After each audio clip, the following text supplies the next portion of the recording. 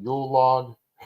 Merry Christmas, horror fans. It's Danny and Pete from the Lassercast, and we're getting together on a Christmas Eve morning to talk about the thing that we love the most this holiday season, horror movies.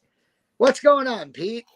I'm sitting in my garage freezing my ass off, but I'm excited to talk about Yule log with you. Yes, we're going to be we're doing a couple reviews back to back. Our first one is the wild insanity of the Adult Swim Yule log, Yes. which you can find on HBO Max. Hmm. And I just finished watching this, and I had been texted. Athena had sent me a link that was like, I don't know what this is, but everybody's talking about it. I think you need to watch it. And I had a few Right. friends who were like, well, that was the craziest thing I've seen in a long time.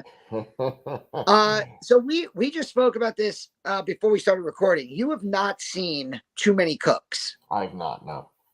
Okay, so years ago, one of my best friends, Josh, I'll give him a shout out, even though he doesn't even have social media, so he'll probably never see this. But his wife does, so maybe. Hi, Rachel. All right. Tag her. The he introduced this to me and Athena, and Too Many Cooks is just, it's indescribable. It starts off as something, and then it just keeps going, and it just keeps changing, and you're not sure if you want it to end or if you just want to keep seeing how crazy it's going to get. And if Hmm. you haven't seen it, so I don't want to spoil that for you. And I really don't want to talk too much about this movie because I Oh, don't okay. want to spoil the the the fun, the lunacy, the insane plot twists and turns that come. But if I think I can comfortably say, if you're out there and you liked Too Many Cooks, which you can find on YouTube, you are probably going to really enjoy the Adult Swim Yule log. Who's Yes. the guy who wrote and directed this? Casper Kelly. Casper Kelly. Yeah, he is. I mean, there is a lot going on in that man's brain, and I think I really enjoy. I just loved how different this was to almost everything I've seen ever. Exactly. I'm down for doing like a spoiler discussion of it at like later down if we give like a little spoiler warning. But Oh yeah. yeah, Okay, that's a great idea. yeah. But yeah, right off the bat, like Casper Kelly, he's the guy that wrote and directed it. For people that don't know who he is, he wrote like he co-created a Adult Swim show called Your Pretty Face is Going to Hell. Have you seen that? No. Okay. Yeah, I don't really watch Adult Swim these days. I used to, like when I was in my early 20s. Had a lot of anime at first, then started to get all these weird shows. And he has written for quite a few of them, including Squidbillies, Birdman, Attorney at Law, and Aqua Teen Hunger Force, which is probably like the most famous Yeah, Adult Swim. I'm not gonna lie and say I'm a huge fan of Aqua Teen, but I think I got into it kind of by osmosis Yeah, because it like a lot of my friends were huge Adult Swim fans, right. and like you couldn't escape the gravitational pull of Aqua Teen Hunger Force to the point where I saw the movie in the theater and it was Oh, awful. That first Aqua Teen movie, yeah, and like I remember looking at my friends and going, this is why these episodes are 15 minutes long, because yeah, anything more than 15 minutes and you kind of want to kill yourself. yes, too And much. yeah, that being said, I do like Aqua Teen as a like short little 15-minute thing. uh I have friends that like swear by a lot of these Adult Swim shows, like you mentioned Harvey Birdman. Yeah. uh I what was was there a show called like something videos or on Adult Swim, home Oh, movies maybe? okay. Yeah, I think so. Yeah. Yeah, I had friends that like swore by that and said it was amazing. Yeah. I yeah, like when it comes to animation, I love Futurama. It's one of my favorite things ever created. And after that, I kind of just it has to be in my wheelhouse, or else I'm Yeah. not really Yeah, like I have to be with a group that wants to watch that type of animation. Yeah. Well, I'm really glad that you put this on my radar too, because I didn't even know about it at all. And it does kind of spiral out of, control. I think that we should do a little spoiler discussion of it and keep it kind of brief. Um, and the reason why is because there's a lot of cool things that they do in this that I Yeah. think are worth talking about, right? So let's Go ahead. give the spoiler free, super quick synopsis. So spoiler free, you basically have a couple um Zoe and Alex Yeah. who show up at this cabin to celebrate their just I guess it's just kind of like a winter away. He's going to propose. That's not a spoiler. And it opens with the Yule log. So there's like 3 minutes where if you just put it on HBO Max, you might think, oh, I don't know what Adult Swim means. I'm just going to put on the Yule log for my family. Yep. It very quickly becomes something much more. And you find out that the camera that is filming, and I thought this was a really clever thing that they weaved into it. Absolutely. Alex, the character, creates the Yule log videos. Mm-hmm. Like that's like one of his, they call it a side hustle, but he kind of makes it seem like it's his real job. Right. And how like they travel the world and he takes pictures, he takes videos of campfires and fires in the fireplace, and he streams them, and that's like the money that they make. And it's this, so there is a reason why the camera is there. And much of the first, 40 minutes of the movie is basically just filmed from the camera that is sitting in the living room of this cabin, which is great. Absolutely. And so there's this couple, they show up.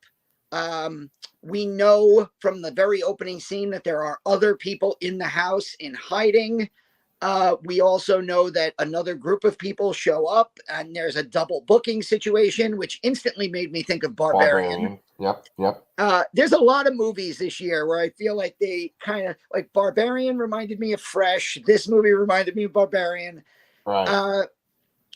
And craziness ensues. And that's really all we can say there's a bunch of characters in a cabin in the snow, and craziness ensues to the point where you're going to question things that you're watching. You're not going to believe some of the things that you're seeing.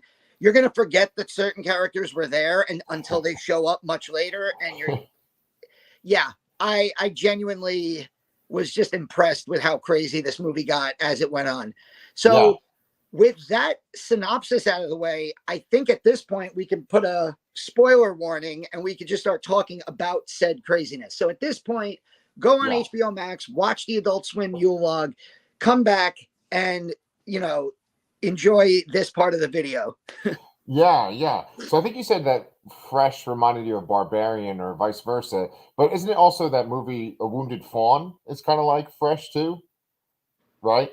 The idea of like a couple who's going away and it turns out that one of the members of the couple is a crazy psychopath. And yeah. I wonder how many of these, like, because this might have been influenced by one of those two, and then or by Barbarian. Because I mean, even though there's crazy production value in this, it does also kind of seem very intimate and small scale. Because so much of it is just with that one camera at first, Yeah. And I mean, it might also just be that we're starting to like have this osmosis, like you mentioned before. But the osmosis is that we're used to being on the screen, communicating with people, and having this fixed screen, just like you and I are doing right now because of COVID. Because it definitely gave you that feeling for the first, like you said, 40 minutes. What I loved about this so much is that they were able to be so creative with like world building and just weird shit, even though they had a fixed frame for like almost half of the movie. Yeah. And then they had like creative ways to essentially break free of the frame and start to do creative things. So one of the things they do, to your point, is they have like the camera like is stationary, but almost like things move in and it's like flashbacks move in from the side. Yeah. And so it's like you're seeing what was going on in this cabin in the 1850s where like a guy is sitting there with his slave, Right. and there's a conversation about that. We learn from this sheriff early on that the wood that they're using for the fire was taken from almost like an altar around a hanging tree that was used to like hang slaves back in the day. So there's Right. within the craziness, there's almost this like political message in this movie Yeah. about like respecting native traditions, not to paying homage to like the hanging tree and the slaves who died Yeah. 150 years ago. Right. And these flashbacks are like moving in, and then they just move out, and you're Right. like, oh, okay, that was interesting. But yeah, so I guess we start right at the beginning where the thing that breaks up the Yule log is the woman who apparently owns the cabin comes in to clean it, and she's immediately attacked and killed by this old woman and her son, who is basically a Leatherface clone. Right. Like this, Leatherface. yeah, Pleatherface, this Yeah. giant monster of a man who's looking to he keeps trying to find a girlfriend, but ends up killing all the girls that he tries to attack. Right. And they go and hide. And there's this really clever thing that Casper Kelly does, where in the camera that we're staring at, there's Right. the camera keeps the focus keeps shifting, and you keep seeing a reflection in a cup, so Pleatherface is still there. And so like for the first 20 minutes of this movie, you're expecting the movie to be about these two people that show up at the cabin who fight an axe wielding Leatherface clone and his deranged mother. Right. And then so many things happen that you forget that those two characters are in the house until much later in the movie. Right. Like to the point where when with like 30 minutes left in the movie, those characters show back up, and I was like, oh yeah. Like there's a giant madman in the house. I forgot about that. Right. Yeah, it is insane, man. Like, with this movie, like, okay, so here's the thing. I watched it on the Adult Swim website, right? So I didn't see it on like HBO Max or on demand. So I didn't know how long it was going to be. And so I was like, oh, maybe this is like 15 minutes. Maybe this is a half hour. And then as it keeps going on, I'm like, oh, wait a minute. This is an hour and a half. And I was like, all right, where the hell is this going? And it just keeps evolving over and over again. Yeah. So yes, that's the best word. I think you hit it right there on the head. The movie evolves. Yes. It's like 15 minutes into the movie, if I would have told you, like, Pete, where are you? Did you get up to the aliens yet? You would have been like, what the fuck are you talking about? Yes, exactly. But then when the aliens show up, and yes, we're in the spoiler section now. When the aliens show up, you're kind of like, yeah, okay, this makes sense. Right. Yeah. Okay, the aliens are here to replace the sentient flaming log that has become the new villain of the movie. Right. So in the span of like an hour, you go from this is a movie about a psycho killer Leatherface clone to this is a stoner comedy where characters are crawling into the fireplace, which is like a hellscape to deal with this like hellish elf of sorts who's like erasing people from existence. Mm-hmm. Then all of a sudden the movie becomes about the sentient log that is chasing everybody around the house, killing them, smashing their heads in graphic and gory fashion. Yes. And then there's aliens, as there tends to be in these movies. Right. And then it goes back to being the axe-wielding maniac and his mother. And then it goes back to being the sentient log. So you're like, and there are like editing choices in here. Like I brought up Barbarian earlier. There is an editing choice at the end of this movie that felt like the editing choice in Barbarian, where it snaps from like what's going on in the basement of the house to Justin Long on his cell phone in a car. Right. And spoilers for Barbarian. Oh, Well, yeah, I mean, at this point, come on. Come on. But yeah, I loved the editing. You're never sure what the hell is really going on. You're never. It's just. Yeah. When my wife sees certain kind of sketches on SNL, she's like, "Oh, that's like for stoners." She's like, "That skit was for stoners," and that's kind of the way I've always felt about Adult Swim. It's like, oh, Adult Swim's kind of made for stoners to watch this shit late at night and just get high and just eat snacks, right?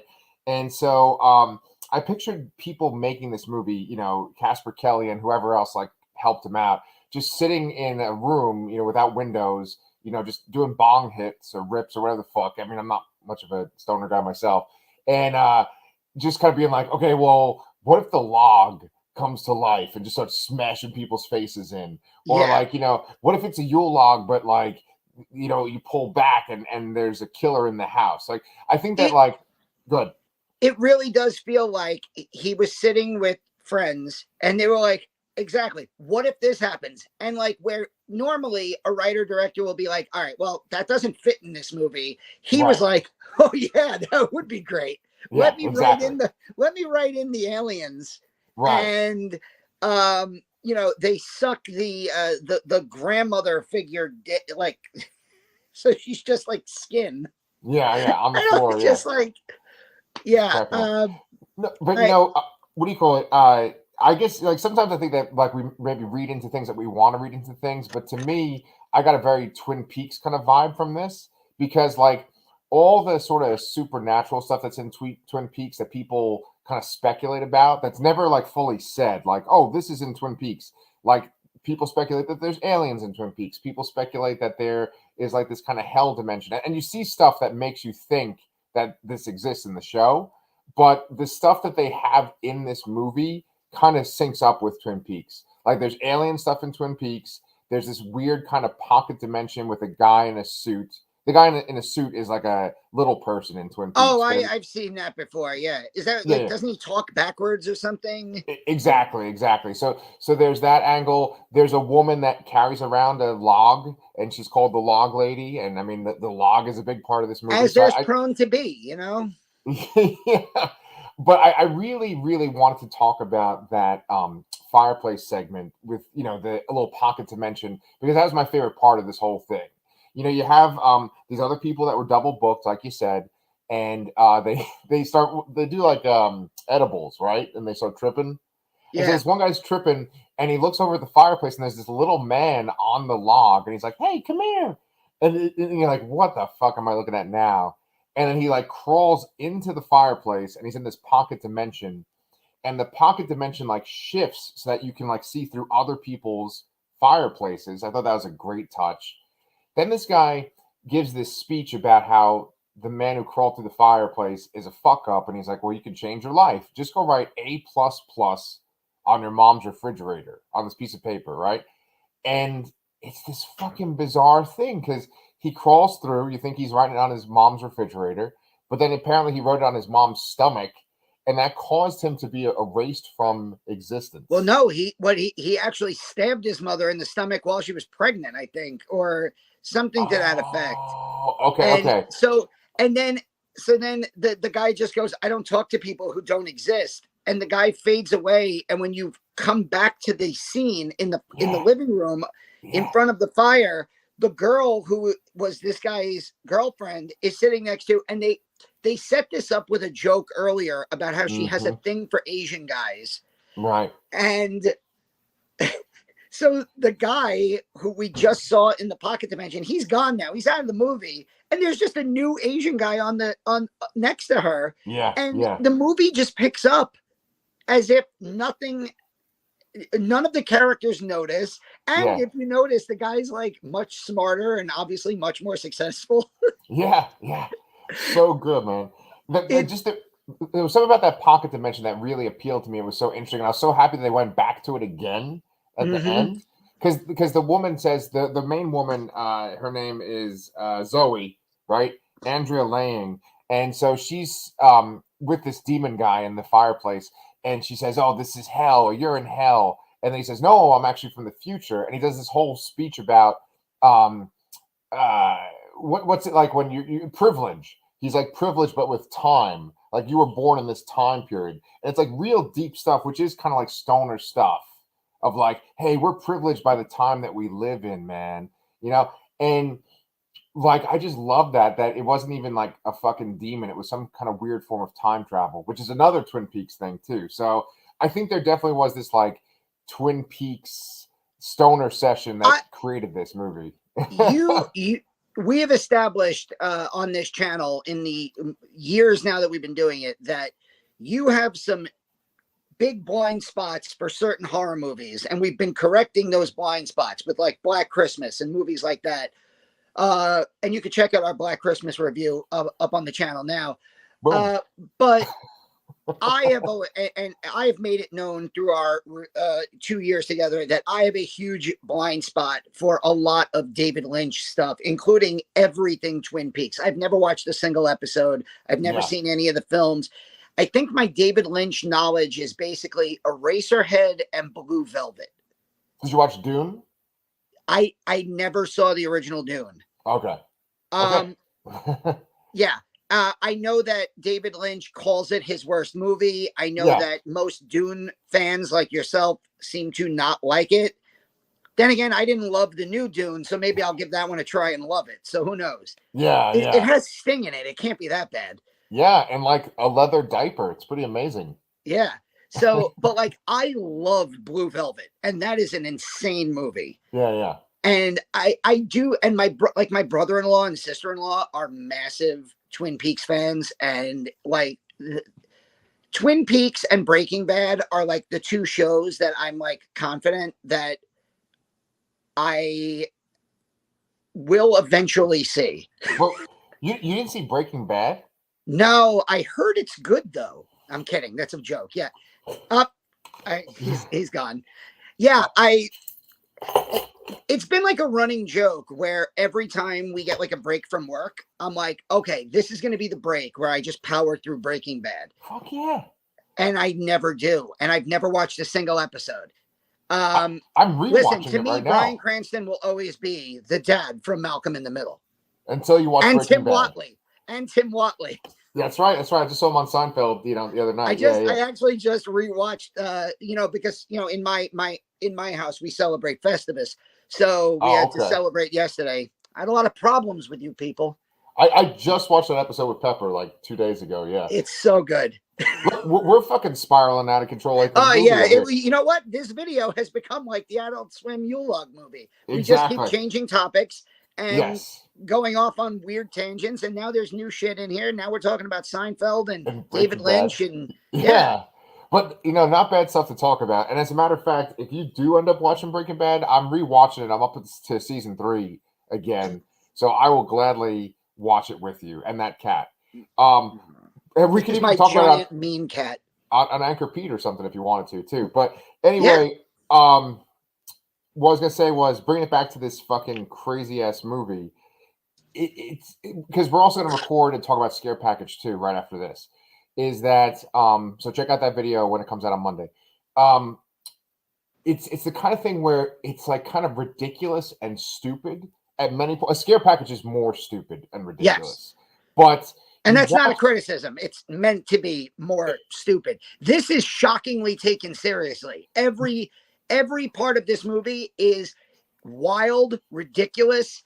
You're not going to believe what you're watching, but the characters in the movie are all taking it 100% seriously. Like there's no shred of like, I would call this kind of like a horror comedy just because of what it is. Right. But the characters in it don't think it's a horror comedy. No. The characters in Scare Package 2 know they're in a horror comedy. Right.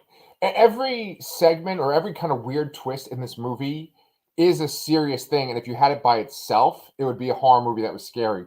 Mm-hmm. The humor is that it's just all of it packed on top of one another. That's it. Yes. There isn't really like jokes. I mean, maybe there's a couple, but for the most part, it's just like it could be a horror movie, each one by itself. An alien horror movie, a weird demon dimension horror movie. It could be a movie about Zoe, because apparently, like, we only learn a little bit of her backstory, but apparently she's like she's got this like super dark backstory, and we only learned one part of it, but I kind of felt like there was a lot more there with her backstory that I thought, oh, maybe this movie, at the beginning at least, I thought, oh, maybe this movie is going to be like where she is going to be like the final girl who kills these killers, and we end up learning that she's crazy and she's going to kill her boyfriend. Right. But okay, no, this is going to be a movie. I feel like this might become like an annual tradition movie for me because I totally feel like this is a movie where next year, now that I know what's in it, I might partake in some enjoyment of some substances, which are mostly legal throughout the United States now. Yeah. And watch this and enjoy it on a different level. And like, this is the type of thing where like my friend and his wife who introduced me to Too Many Cooks, I feel like this is a perfect movie for them to watch. And I'd love to watch it with them because if they like Too Many Cooks, they're going to fucking love this. Yes. Yeah. I think it'd also be kind of fun to just play it for someone else who's never seen it and just sit with them and just like tell them, oh, here's a Yule log. Even like present it like the regular fucking Netflix Yule log. Yeah. Or like if you're having family over, like as soon as your family walks in, like press play. And for like 3.5 minutes, they'll be like, oh, that's nice. They have a nice little Yule log on TV. And then when they start asking questions, just act like it's totally normal. Like, what? This is the Yule log we put on every year. What are you talking about? Right. Exactly. All right, Grandma. Yeah. So, hopefully you guys have already seen it and we haven't spoiled anything for you because it is an experience. I'm really glad that you showed me this, Danny, too. And I guess that the thing is now we're going to move on to Scare Package 2. So you guys are watching this on Christmas Day because you guys are such big Lastercast fans. You watched it. You took the time away from your family to watch this. So Merry Christmas from Danny and I. If you are new to the channel, please make sure that you like and subscribe. We review content all the time. I also interview horror writers. Got like at least 3 more horror writer videos coming out soon within the next week or 2. And you released 2 or 3 this week already. Exactly, yeah. So and we have our deep dive review of Black Christmas, and any horror TV that comes on, whether it's streaming or not. We reviewed Interview with a Vampire. We reviewed Charlotte and I reviewed Wednesday, the Netflix smash hit. Yeah. And very soon into the new year, AMC is starting the Mayfair Witches, which we're going to watch because that's part of the Anne Rice television universe that AMC is building. Yeah. I think it's called the Immortal universe. Right? Yeah, Immortal universe. Yeah, that reminds me. I got to start listening to the first book of the Mayfair Witches. So yeah, cool, man. Well, all we want for Christmas is some more subscribers and more views. So bring them on, guys. So you guys have a good time. Throw a little log on the fire, and we will see you guys next week. Merry Christmas.